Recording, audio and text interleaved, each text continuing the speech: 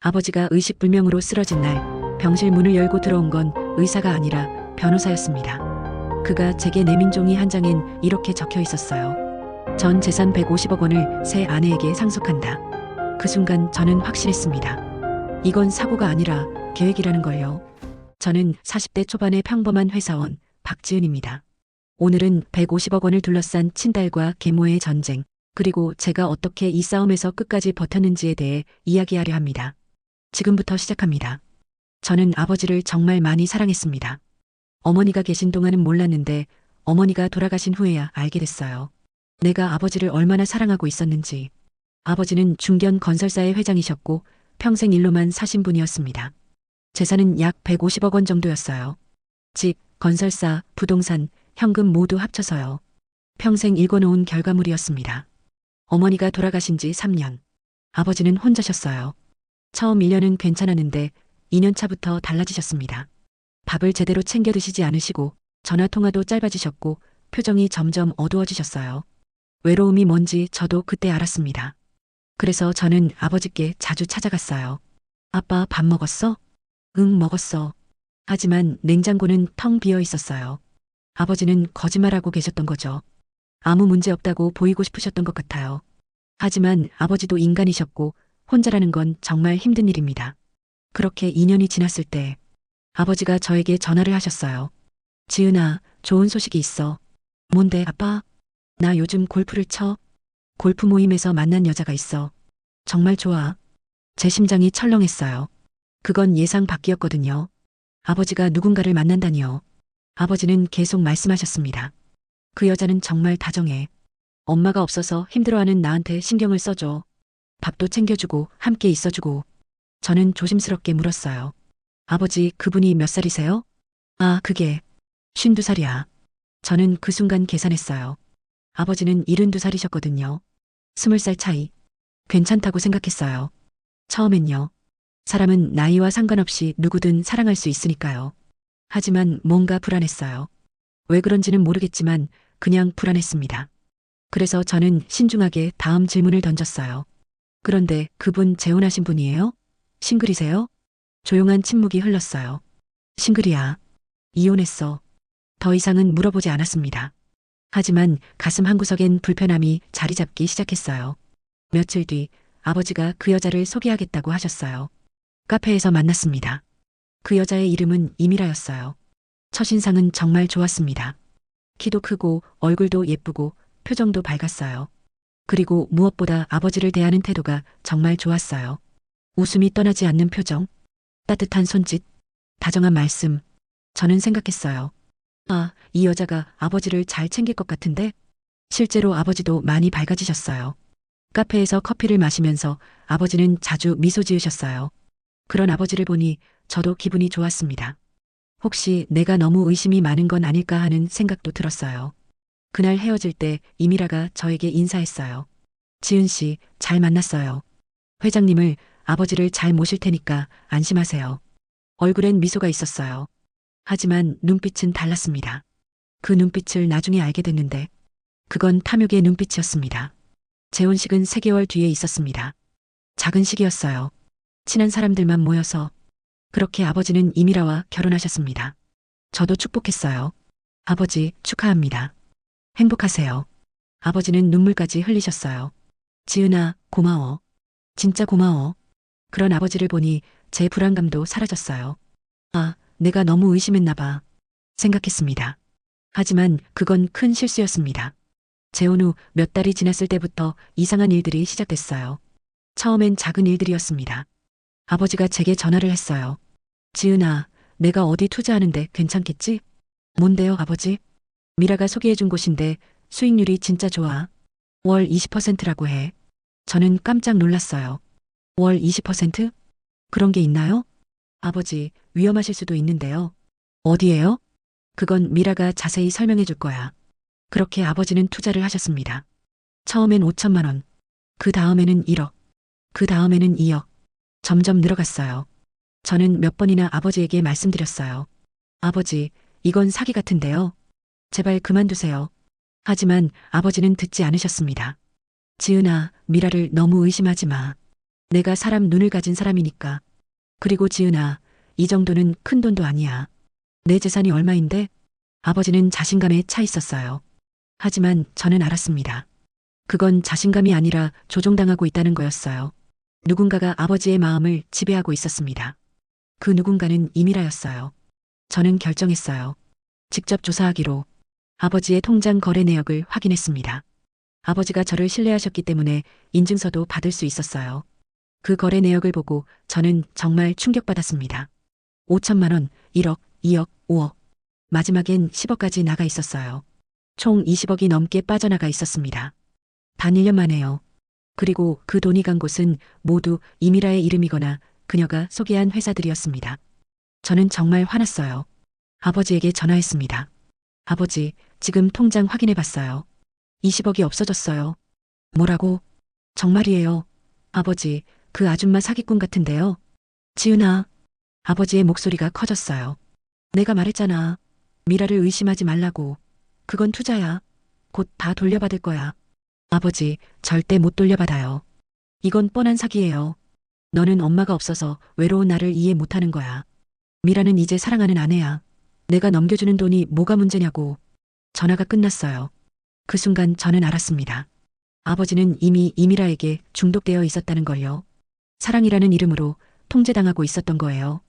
그리고 상황은 더 악화됐습니다. 그로부터 6개월 뒤 아버지가 뇌출혈로 쓰러지셨어요. 응급실에 실려가신 아버지. 의식이 없었습니다. 의사가 말했어요. 대뇌출혈입니다. 수술은 했지만 현재 상태가 언제 깨어날지 알 수 없습니다. 회복 가능성도 낮습니다. 저는 그 말을 듣고 무릎이 꺾였어요. 아버지가 그렇게 갑자기 저를 떠나갈 수도 있다니. 병실에서 아버지의 손을 잡았어요. 아버지, 깨어나세요. 제발 깨어나세요. 하지만 아버지는 들리지 않는 듯 했습니다. 그 와중에 이미라가 제게 다가왔어요. 지은아, 정말 힘들겠네. 괜찮아?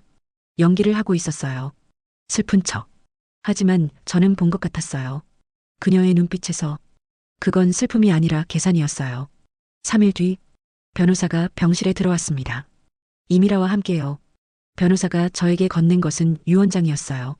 박지은님, 이것은 박준호 회장님께서 작성하신 유언장입니다. 저는 그걸 받아 읽었어요.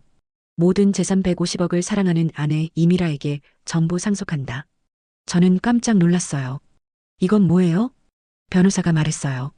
아버지께서 이미라 님과 결혼하실 때 이미 작성하신 유언장입니다. 저희가 증명할 수 있습니다. 이미라가 웃음을 띠며 말했어요. 지은아, 너무 놀라지 마. 내 아버지가 자발적으로 이렇게 하신 거야. 우리 사랑 때문에. 그 순간 저는 알았습니다. 이건 위조다. 분명히 위조라고 생각했어요. 하지만 증거가 필요했습니다. 그 다음 날 이미라의 변호사가 저에게 서류를 보냈어요. 상속 포기 각서. 내용은 간단했습니다. 박지은은 아버지 박준호의 모든 재산에 대한 상속권을 포기한다. 저는 그 서류를 받고 웃음이 나왔어요. 이렇게 노골적이라니. 이미라는 제게 전화를 했어요. 지은아, 그 서류 받았어? 네, 받았습니다. 서명해 줄 거지? 왜 해야 하죠? 왜냐고? 너도 알잖아. 내 아버지가 나를 얼마나 사랑하시는지. 그리고 그 사랑이 얼마나 깊은지. 아버지는 나에게 모든 걸 주고 싶으셔. 그게 사랑이야. 저는 조용히 말했어요. 지금 아버지 의식이 없으시잖아요. 그 유언장이 진짜라고 보기 어려워요. 그 순간 이미라의 목소리가 변했어요. 날카로워졌어요. 지은아, 좋은 말로 할 때 해. 내 아버지는 나한테 모든 걸 이미 주셨어. 유언장도 있고 법적으로도 다 완벽해. 넌 그냥 서명만 하면 돼. 그럼 끝이야. 이미라가 마지막으로 말했어요. 만약 이걸 안 해주면 내가 아버지를 학대했다는 소송을 걸 거야. 내가 아버지 재산 때문에 아버지를 방치했다고. 보험료도 안 내주고 병문안도 안 가고. 다 증거 있어. 그럼 넌 감옥까지 갈 수도 있어. 전화가 끝났어요. 상속 포기 각서에 서명하지 않으면 너를 학대 혐의로 고소하겠다. 그 말에 저는 정말 분노했습니다. 하지만 분노만으로는 뭔가를 이길 수 없습니다. 필요한 건 증거였어요. 이미라의 협박 전화를 받은 그날 밤, 저는 잠을 못 잤습니다. 천장을 바라보며 생각했어요. 내가 뭘 할 수 있을까?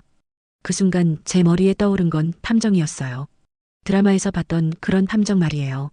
저는 인터넷에 검색했습니다. 서울 사설 탐정. 여러 개가 나왔어요. 그 중에서 평가 좋은 탐정사무소를 찾았습니다. 다음 날 저는 탐정사무소로 갔어요. 사무실은 작았지만 깔끔했습니다. 탐정 이름은 조영준이었어요. 50대 후반 경찰 출신이라고 했습니다. 저는 모든 상황을 설명했어요.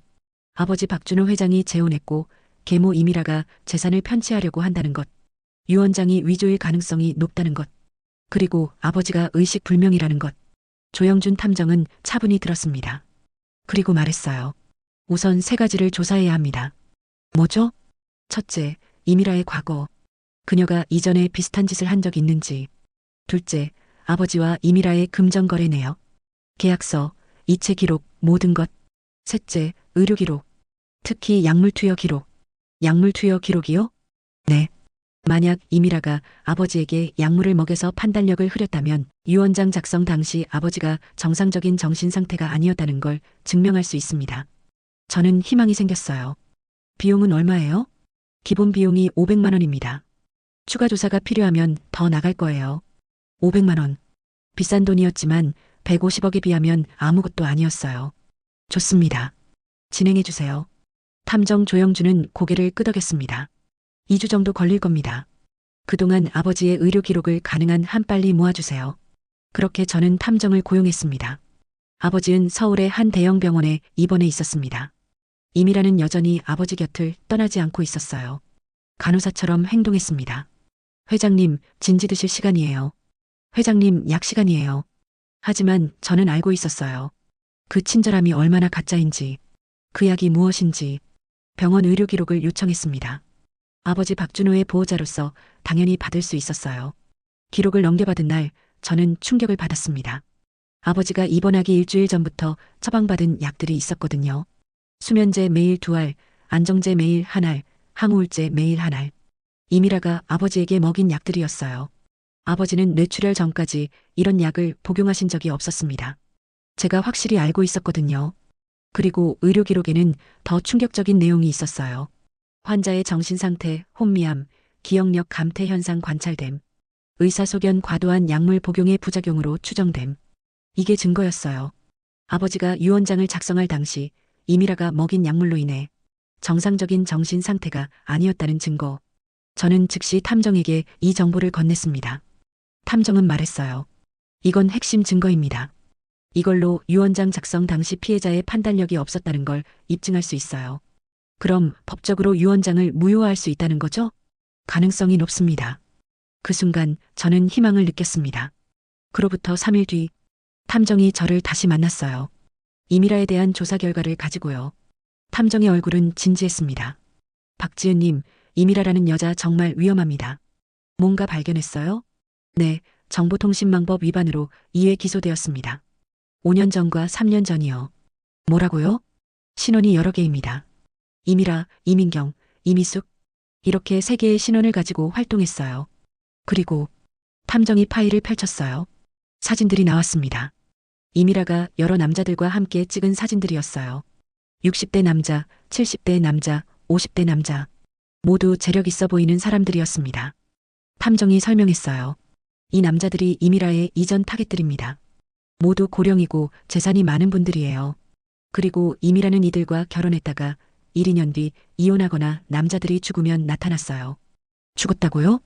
네, 한 명은 뇌경색으로, 한 명은 급성 심근경색으로. 모두 의심의 여지가 없는 자연사로 처리됐습니다. 하지만 시간이 짧습니다. 재혼한 지 1년 반 안에 사망했어요.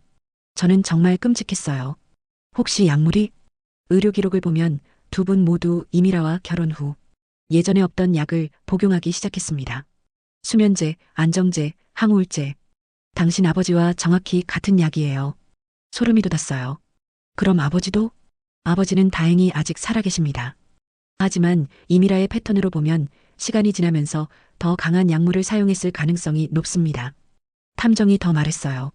박지은님, 당신 아버지는 운이 좋으셨습니다. 뇌출혈로 쓰러져서 병원에 입원한 덕분에 이미라의 계획이 중단됐거든요. 만약 입원하지 않으셨다면 어떻게 됐을까요? 그 말에 저는 정말 무서웠습니다. 아버지를 천천히 죽이려고 했던 건가요? 이 정보 모두 변호사에게 제출하세요. 이건 단순 사기를 넘어 살인 미수죄까지 성립할 수 있는 증거입니다. 탐정은 진지하게 말했어요. 저는 즉시 변호사를 찾았습니다. 유산소송과 사기죄의 전문인 변호사였어요. 60대 초반의 남자분이었고 경험이 많아 보였어요. 저는 모든 증거를 보여드렸습니다. 탐정보고서, 의료기록, 이미라의 과거 사건 기록. 변호사는 차분히 모든 것을 검토했습니다. 20분 정도가 지났을 때 변호사가 입을 열었어요. 박지은님, 이건 정말 심각한 사건입니다. 어느 정도 심각한 건가요? 유언장 무효화는 기본이고 이미라에 대해서는 상속재산 편취죄, 사기죄, 심할 경우 살인 미수까지 고소할 수 있습니다. 살인 미수요? 네. 타겟의 사망을 목적으로 약물을 투여했다는 증거가 충분하다면 그렇게 판단할 수 있습니다. 다만 살인 미수로 가기 위해서는 더 강한 증거가 필요합니다. 기존 증거로도 사기죄는 충분합니다. 그럼 유언장은 반드시 무효화되나요? 네. 유언장 작성 당시 피해자인 박준호 회장이 약물로 인해 정상적인 정신 상태가 아니었다는 증거가 충분합니다. 의료기록, 약물 처방 기록, 의사소견 모두 이를 뒷받침합니다. 판사가 이 정도면 유언장 작성 당시 완전 행위 능력이 없었다고 판단할 겁니다. 제 얼굴에 눈물이 맺혔어요. 그럼 아버지 유언은 무효인가요? 현재 법적 상황으로 보면 피해자 박준호 회장의 법정 상속인은 당신입니다. 배우자인 이미라는 상속 배제 대상이 될 것입니다. 비용은 얼마예요? 기본 선임금이 2천만 원입니다. 추가 비용은 결과에 따라 달라집니다. 진행해 주세요. 변호사는 고개를 끄덕였습니다. 그럼 이미라에게 송장을 보내겠습니다. 법적 문제가 있을 수 있으니 대응을 준비하셔야 합니다. 대응이 뭐예요? 이미라가 협박이나 강압할 수 있다는 겁니다. 사건이 불리해질수록 사람들은 극단적으로 행동하니까요. 조심하세요. 변호사의 경고가 현실이 될 것이라는 건 그 후에 알게 되었습니다. 변호사가 이미라에게 송장을 보낸 지 이틀 뒤 이미라가 저에게 전화했어요. 그 목소리는 이전과 달랐습니다. 차분하지 않았어요. 화난 목소리였어요. 박지은, 뭐 하는 거야? 무슨 일이세요? 변호사가 온다고? 날 고소한다고? 정말 미쳤니? 아버지가 약물 피해를 입으셨어요. 그건 사실이에요. 뭐라고? 너가 뭘 알아? 난 내 아버지를 사랑했어. 진짜로? 그런데 약을 먹였어요? 침묵이 흘렀어요. 그 다음 이미라의 목소리가 변했어요. 더 이상 감정적이지 않았어요. 오히려 차갑고 위협적이었어요. 박지은, 지금 고소 취소해. 그럼 그냥 넘어가 줄게. 뭐라고요? 그게 아니면 난 내가 아버지를 학대했다는 고소장을 접수할 거야. 아버지가 의식 없는 동안 병원비 안 내주고 병문안 안 가고 재산 처분 안 하고 다 증거 있어. 그건 거짓이에요. 거짓? 변호사 선임하면 나도 법정에 서게 돼. 그럼 법정 싸움이 길어져. 재판 비용도 많이 들고 시간도 오래 걸리고. 너 감당할 수 있어? 그 순간 저는 정말 무서웠어요. 사실 그 협박이 먹혀들 수도 있었거든요. 하지만 저는 침착했어요. 아버지 통장 기록, 의료 기록, 변호사가 다 봤어요.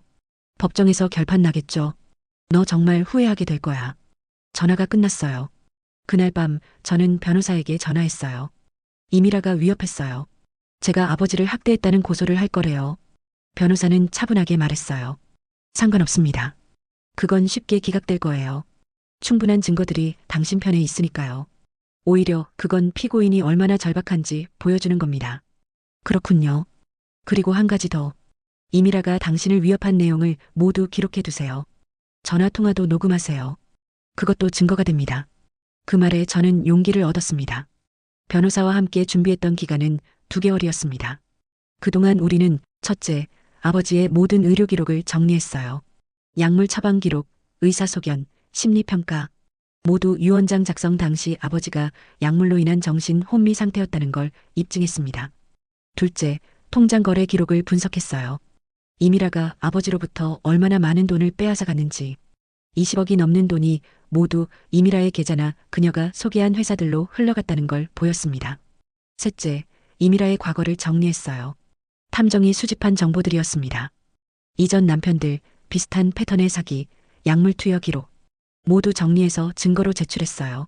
넷째, 의료진의 증언을 준비했어요. 아버지를 담당한 의사와 간호사들이 법정에서 증언해줄 준비를 했습니다. 아버지가 입원했을 때 어떤 정신 상태였는지, 약물 부작용이 얼마나 심했는지, 변호사는 매 회의 때마다 명확하게 말했어요.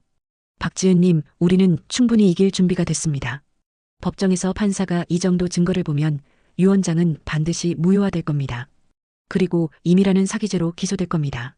하지만 법정에 들어가기 전까지 저는 불안했어요. 혹시 뭔가 빠뜨린 게 있을까봐. 혹시 판사가 임이라 편을 들어줄까봐. 그런 불안감을 안고 있다가 드디어 재판날이 왔습니다. 그날은 비가 오고 있었습니다. 서울중앙지법 제5판사실. 저는 변호사와 함께 법정에 들어갔어요. 그리고 거기에는 임이라도 있었습니다.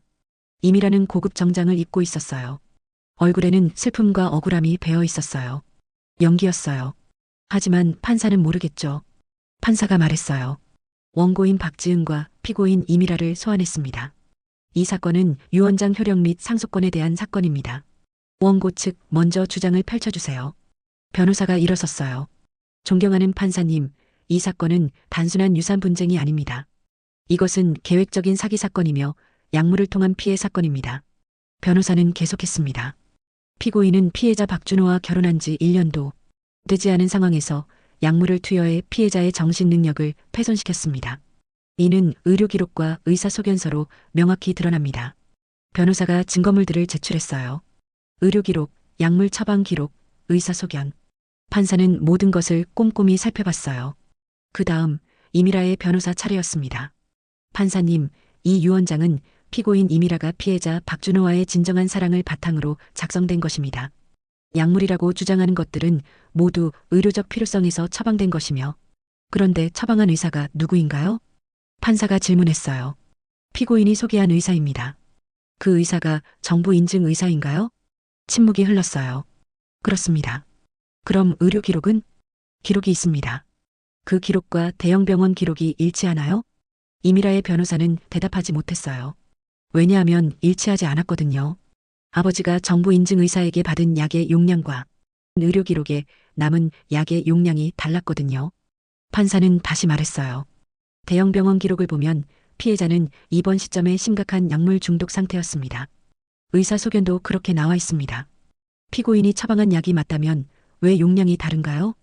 임이라의 변호사는 대답할 수 없었어요. 그 순간 판사는 임이라를 바라봤어요. 피고인 임이라, 직접 대답해 보세요. 왜 약의 용량이 다른가요? 임이라가 일어섰어요.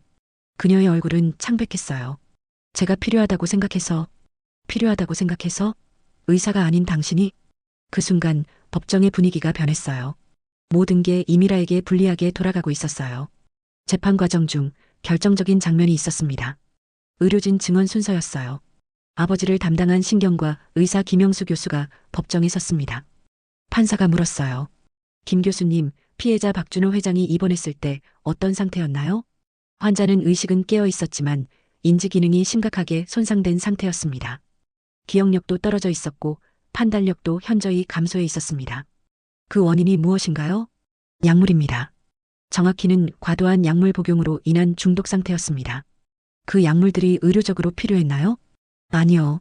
환자에게는 필요 없었습니다. 건강검진 결과 상 환자는 정신질환이나 수면 장애가 없었거든요. 따라서 약물 복용 이유가 없습니다. 판사가 다시 물었어요. 그럼 당신 소견으로는 유 원장을 작성하는 시점에 환자가 정상적인 정신 능력을 갖고 있었나요? 절대 불가능합니다. 약물 중독 상태의 환자가 복잡한 유산 관련 문제를 이해하고 판단한다는 건 의학적으로 말이 안 됩니다. 판사는 고개를 끄덕였어요. 그 순간 저는 승리가 가까워졌다는 걸 느꼈습니다. 임이라의 변호사가 반대 신문을 시도했어요. 그럼 환자가 약물 복용 전에는 정상이었다는 겁니까? 네, 그렇습니다. 검진 기록상 환자는 매우 건강했습니다. 그럼 왜 약을 먹었을까요? 그건 누군가가 먹였을 가능성이 높습니다. 침묵이 흘렀어요. 모든 게 명확했습니다. 재판은 총 8회에 걸쳐 진행되었습니다. 매 회차마다 우리는 더 많은 증거를 제출했고 임이라는 점점 약해져 갔습니다. 마지막 재판날, 판사가 판결문을 읽기 시작했어요. 본 판사는 다음과 같이 판결한다. 첫째, 피해자 박준호 회장이 작성한 유 원장은 유 원자가 약물에 의한 정신 혼미 상태에서 작성된 것으로 유 원자의 완전 행위 능력이 없던 시점에 작성된 것으로 판단된다. 따라서 해당 유 원장은 법적 효력이 없다. 저는 눈물이 맺혔어요. 둘째, 피고인 임이라는 피해자의 재산을 편취할 목적으로 약물을 투여한 행위가 인정되어 사기죄 및 재산 편취죄에 해당한다. 피고인을 유죄로 인정한다. 제 가슴이 철렁했어요. 셋째, 피고인이 피해자로부터 부당하게 받은 금액 20억 원은 피해자 박준호 또는 그의 법정 상속인인 박지은에게 반환되어야 한다. 판사가 마지막으로 말했어요. 넷째, 피해자 박준호 회장의 재산 150억 원은 현행 상속법에 따라 법정 상속인인 딸 박지은이 상속받는다. 배우자 임이라는 상속권이 박탈된다. 본 판사는 피고인 임이라에게 징역 8년을 선고한다. 8년. 정확한 판결이었어요. 임이라는 그 자리에서 무너졌어요. 변호사가 저를 안았어요. 축하합니다, 박지은님. 완벽한 승리입니다. 저는 울었어요. 아버지를 지켜냈다. 정말 좋았습니다. 판결 이후 많은 일들이 있었습니다. 첫째, 임이라는 항소를 신청했어요. 하지만 항소심에서도 원심이 그대로 유지됐습니다. 판사가 본 증거들이 명백했기 때문입니다. 결국 임이라는 대법원에 상고했지만 대법원도 기각했어요. 임이라는 징역 8년형을 확정받았습니다. 둘째, 아버지는 6개월의 재활 끝에 의식을 찾으셨어요. 다행스럽게도 후유증은 거의 없었습니다.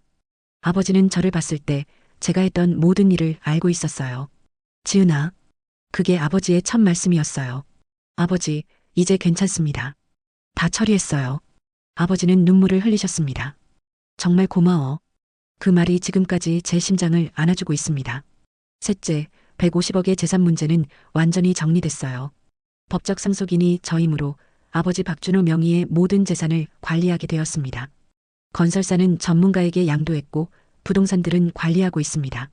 넷째, 임이라가 부당하게 빼앗아간 20억 원도 환수했어요. 모두 아버지 계좌로 들어왔습니다. 넷째, 언론 보도가 있었어요. 이 사건은 여러 신문과 뉴스에 보도됐습니다. 계모의 약물 투여로 유원장 무효화, 친딸의 승리, 황혼 재혼 사기, 8년 징역형 확정. 이 사건이 세상에 알려지니 비슷한 피해자들이 저에게 연락을 해왔어요. 아버지와 같은 상황을 겪었던 분들이었습니다. 저는 그분들께 제 경험을 나누고 법적 조언도 해주었어요. 덕분에 몇 분은 자신의 권리를 되찾으실 수 있었습니다. 2년의 법정 싸움은 정말 길었어요. 하지만 포기하지 않았기 때문에 결국 이길 수 있었습니다. 분노와 슬픔도 중요하지만 더 중요한 건 행동입니다. 행동이 있을 때만 변화가 생깁니다. 지금 아버지는 여전히 건강하게 생활하고 계십니다. 재활 이후 거의 정상적인 일상으로 돌아가셨어요. 다만 이전처럼 적극적으로 사업에 나서시지는 않으세요. 대신 여행을 다니세요. 제가 옆에 붙어 다니며 여러 나라를 다녔어요. 아버지가 그리운 것들을 다시 만났어요. 유럽의 미술관, 일본의 온천, 캐나다의 자연. 아버지의 얼굴에 웃음이 다시 돌아왔습니다. 그리고 가장 중요한 건 아버지가 저를 믿으셨다는 거예요. 결국 그것이 이 모든 싸움을 이길 수 있게 해준 원동력이었습니다. 지은아, 정말 고마워. 정말 잘했어. 그 말씀이 모든 고생의 보상이었습니다. 그리고 임이라는 서울 남부교도소에서 징역 8년을 살고 있습니다. 6년이 남아있어요. 아버지가 깨어나신 후 저는 임이라를 만나지 않았습니다. 만날 필요가 없었거든요. 하지만 한번 궁금했어요. 그 여자가 지금 뭘 하고 있는지, 후회하고 있는지, 아니면 또 다른 악행을 계획하고 있는지. 하지만 결국 그건 중요하지 않았어요. 중요한 건 그녀가 더 이상 아버지를 해칠 수 없다는 거였거든요. 언론에 보도된 후 이미라의 이전 타겟들이 경찰에 신고했어요. 결과적으로 이미라의 범죄는 훨씬 더 드러나게 되었습니다. 지금 이미라는 추가 사건으로도 수사 중이라고 했어요. 비록 저는 이미라가 받을 형벌을 직접 결정할 수 없지만 법은 공평하게 작동했습니다. 청취자, 세상에는 여전히 이미라 같은 사람들이 있습니다. 그리고 아버지 같은 외로운 분들이 있습니다. 저는 이 이야기를 통해 몇 가지를 말씀드리고 싶습니다. 첫째, 시니어 분들께 혼자라는 건 힘듭니다. 하지만 너무 빨리 누군가에게 마음을 열지 마세요. 특히 돈에 관련된 요청이 있으면 반드시 자녀나 신뢰할 수 있는 사람과 상담하세요. 둘째, 가족분들께 부모님이나 친척분들이 갑자기 누군가를 만나기 시작했다면 의심하세요. 그리고 조사하세요. 사랑하기 때문에 조사하는 거예요. 보호하기 때문에 의심하는 거예요. 셋째, 사회적으로 황혼 로맨스 사기는 이제 단순한 개인 문제가 아닙니다. 이것은 사회 문제입니다. 법도 더 강해져야 하고 경찰도 더 적극적으로 대응해야 합니다. 그리고 무엇보다 중요한 건 당신이 혼자가 아니라는 걸 아는 거예요. 무언가 이상하다면 도움을 청하세요. 변호사를 만나세요. 탐정을 고용하세요. 증거를 모으세요. 그리고 싸우세요. 포기하지 마세요. 저는 150억의 재산도 중요했지만 더 중요한 건 아버지를 지켜내는 것이었어요. 지금 아버지는 건강하게 살아계시고 제가 아버지의 재산을 책임감 있게 관리하고 있습니다. 그리고 제가 배운 모든 것을 다른 피해자들과 나누고 있어요. 만약 당신이 비슷한 상황에 처해 있다면 포기하지 마세요. 법은 공평합니다. 증거는 거짓말을 하지 않습니다. 그리고 진실은 항상 승리합니다. 이 이야기를 들어주셔서 감사합니다. 여러분의 건강과 행복을 빕니다. 이 사건은 실제 사건들을 바탕으로 재구성했습니다.